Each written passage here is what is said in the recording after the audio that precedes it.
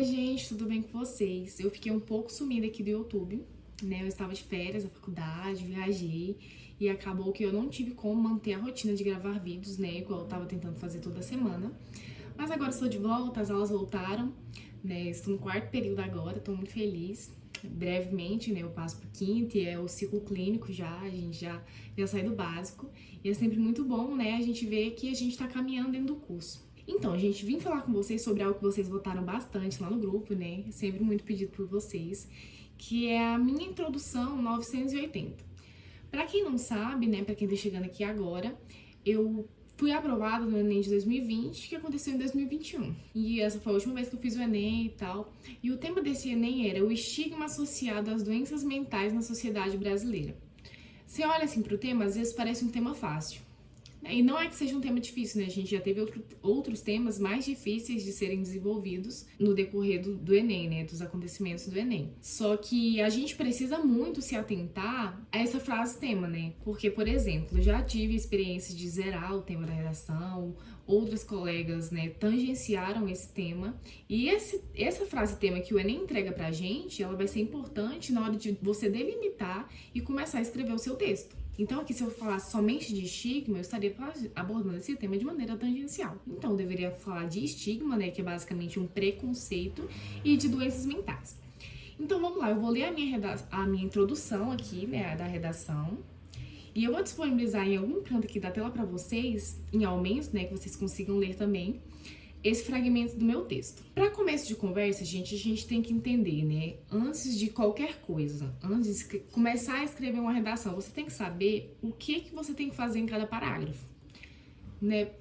Para você consolidar mesmo ali a estrutura do seu texto. Se você sabe exatamente o que fazer em cada parágrafo, a chance de você errar é mínima, né? Você não vai introduzir lá na conclusão, porque não é o momento. Você não vai apresentar novos temas, novas citações na conclusão, porque também não é o momento. Então, o papel da introdução é o quê? Apresentar o tema, né? Apresentar o tema. Então, a gente tem que apresentar o tema na introdução, gente. O nome já diz, né? Parece óbvio. Mas às vezes a gente nem sequer se toca disso. E como você apresenta o tema? Geralmente eu gosto, na minha época de vestibulanda, né, e ainda hoje eu faço assim, de contextualizar esse tema. Então, você tem como introduzir sem contextualizar também, mas a maneira mais interessante para mim é você contextualizar, você trazer um repertório, um filme, uma série, um livro, uma citação filosófica para aproximar o seu tema ali de algum repertório sociocultural. Além disso, gente, você apresenta seu tema, né? Claro, você pega a frase tema, você tem que saber interpretar essa frase tema, né? Igual o estigma associado às doenças mentais. Não tem como falar só de estigma e não tem como falar só de doença mental. Então, na hora de apresentar o tema, a gente tem que levar em conta isso também. E também a questão das duas teses. Na introdução é o momento que você vai delimitar para o seu corretor, olha, eu vou falar disso no argumento 1 e disso no argumento 2. Para isso a gente tem uma infinidade de teses que a gente pode usar, né, que geralmente podem ser usadas em vários temas, e é basicamente isso. Agora eu vou ler a introdução para vocês. Minha introdução, ela teve 6 linhas, na minha letra, né, e na folha de redação do Enem, que eu tô com o espelho aqui agora. O ideal é que ela tenha entre 5 e 6 linhas, porque aí você consegue desenvolver bem os teus dois argumentos e, além disso, você consegue concluir bem também, né? Então, se a sua introdução tem 6, seu argumento 1 tem 8, seu argumento 2 tem 8 e a sua conclusão tem 8 também. Você consegue desenvolver ali, né, uma certa linearidade e uma certa coerência também, porque se faltar linha, gente, vai faltar informação, né? E isso não é bem visto, né, aos olhos dos corretores. Então, vamos lá. Segundo o filósofo John Stuart Mill, é um filósofo britânico, né? Ele foi muito bem conceituado no século XIX, esse filósofo. O homem exerce soberania sobre seu corpo e mente. Isso foi o que John disse, né? E eu trouxe para minha redação.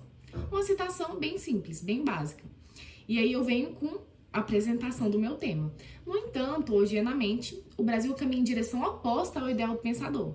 Por que oposta? Porque John diz que o homem exerce soberania. Se a gente tem uma população brasileira acometida por enfermidades mentais, a gente tem uma oposição nisso, né? No entanto, odiernamente, o Brasil caminha em direção oposta ao ideal do pensador, posto que uma grande parcela da população brasileira é acometida por doenças mentais. Então, apresentei o meu tema. Não de maneira total ainda, mas em outros momentos do meu texto eu vou conseguir fazer isso, né? E aí tá. E agora eu venho com as minhas duas teses. Eu divido a minha introdução sempre em 3 períodos. O primeiro período eu contextualizo. O segundo período eu coloco sempre conectivos, né? Pra conectar esses períodos, é importante. E no terceiro período da minha introdução, eu apresento a minha tese, que são os 2 argumentos que eu vou abordar ao longo do meu texto.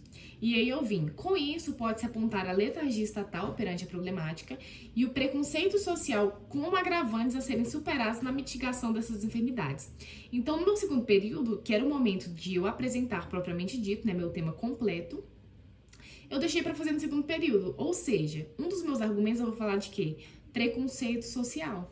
Que é basicamente o quê? Um estigma que a gente tem com essas pessoas que são acometidas por essas doenças. Vocês conseguem ver, gente? A introdução é um dos passos mais simples da redação, mas uma introdução bem feita, ela é a porta de entrada que o corretor tem para o seu texto, né?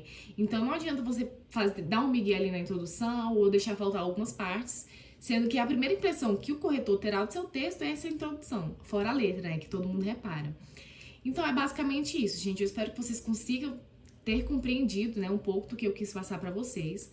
A introdução, de fato, é das partes mais tranquilas dentro do texto, mas quando bem feita, ela tem um peso muito grande também. Né? Igual eu falei, a primeira coisa que o corretor irá ler do seu texto é a sua introdução. Então você tem que saber introduzir esse tema, você tem que saber ali extrair os núcleos desse tema, entendeu? Porque senão, se você não conseguir fazer isso também, às vezes você pode tangenciar ou fugir a esse tema.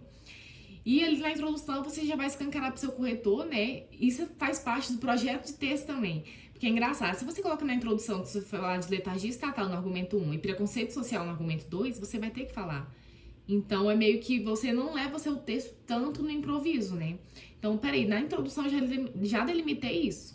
O corretor, se você colocou na introdução, ele vai esperar que você fale sobre isso, né? Até porque se você não falar, você tá sendo um tanto quanto incoerente. Então, é basicamente isso, gente. Eu espero que vocês tenham gostado do vídeo. Esse foi a redação, né? Não digo que foi o modelo, porque à medida que a gente vai escrevendo, vai se conhecendo mesmo dentro da redação, a gente vai mudando, né? A gente vai tendo algumas adaptações a respeito da forma que a gente escreve e tudo mais. Foi um modelo que funcionou comigo, graças a Deus. Consegui tirar 980 pontos. Não digo que foi a respeito só da introdução, né? Porque a redação é um conjunto. E eu pretendo em breve trazer as outras partes do meu texto para vocês. Como a introdução é o menorzinho, né? Esse vídeo vai ficar bem curto. Mas acredito que eu teria que dedicar, né, um tempo um pouco maior para os argumentos, que são as partes um pouco mais complicadas, diga-se de passagem, e que as pessoas geralmente costumam perder mais pontos, né? Além da ortografia, é a competência que diz respeito à forma que você argumenta, a forma que você organiza essas ideias. Espero que vocês tenham gostado. Vou deixar aqui embaixo nos comentários o link do grupo do WhatsApp. Lá eu lanço enquetes, algumas coisas para interagir com vocês.